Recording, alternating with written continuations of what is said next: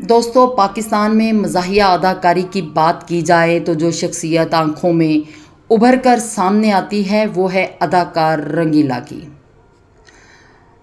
उन्हें मज़ाहिया अदाकारी के बानियों में शुमार किया जाता है।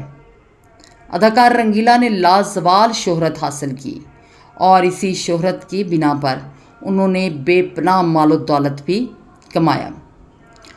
और अब बात करें उनकी ज़ाती ज़िंदगी की तो उन्होंने 3 शादियां की। जाहिर है जिस बंदे पर मालो दौलत और शोहरत आशिक हो वो बंदा दुनियावी हुस्न का आशिक बन ही जाता है और इसी वजह से 3 औरतें उनकी ज़ौजियत में आईं। लेकिन इतनी मालो दौलत और ज़िंदगी के 3 साथी होने के बावजूद उन्होंने अपनी ज़िंदगी के आखिरी अयाम इंतहाई दुख और कर्ब में गुजारे। दुनिया छोड़ने से पहले उन्होंने एक नसीहत की थी और वो नसीहत क्या थी ये जानने के लिए हमारी वीडियो आखिर तक लाजमी देखें और सुनें।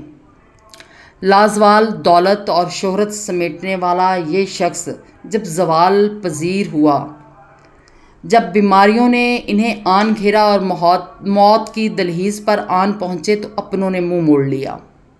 जैसा कि पहले बताया गया है कि उन्होंने 3 शादियां की थी और तीनों बीवियों को अलग अलग मकान लेकर दिए और उनके नाम भी करवा दिए।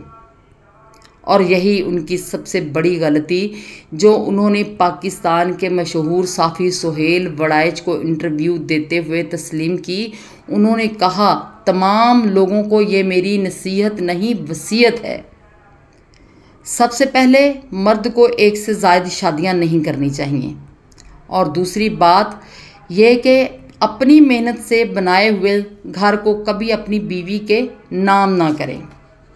मैंने 3 घर बनाए लेकिन मैं आज बेघर हूँ और एक आलीशान महल छोड़कर अपनी बेटी के साथ एक छोटे से मकान में रिहाइश पजीर हूँ और ख्वार हो रहा हूँ।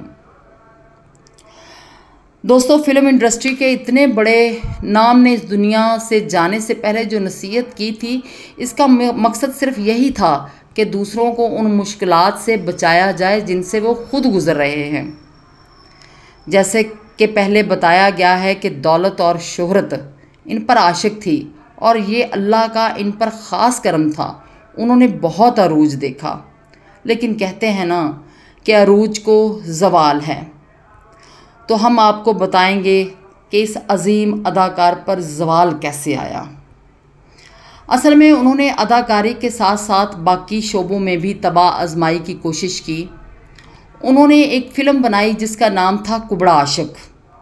इस फिल्म में उन्होंने अपनी दौलत का ख़तीर हिस्सा खर्च कर दिया, लेकिन बदकिस्मती से ये उनकी फ़िल्म बॉक्स ऑफिस पर न चल सकी और इनका सरमाया डूब गया, जिसकी वजह से इनको बहुत से माली मसाइल का सामना करना पड़ा और माली मसाइल होने के साथ साथ उनको सेहत के भी दिगर मसाइल से दोचार होना पड़ा। ख़ास तौर पर जिगर और दिल की बीमारियों ने आन घेरा। मुस्कुराहटें बिखेरने वाला ये शख्स यूं लगता था जैसे इसे खुद ही मुस्कुराना भूल गया हो। तमाम पैसा इनकी बीमारी पर लगता रहा और फिर वो दिन भी आए जब इन्हें हुकूमत वक्त से इलाज की अपील करना पड़ी, मगर हुकूमत ने कोई तवज्जो ना दी। अदाकार रंगीला असल में मुस्लिम लीग नवाज़ ग्रुप के बहुत बड़े हामी थे और उस वक्त नवाज़ शरीफ मुल्क बदर थे।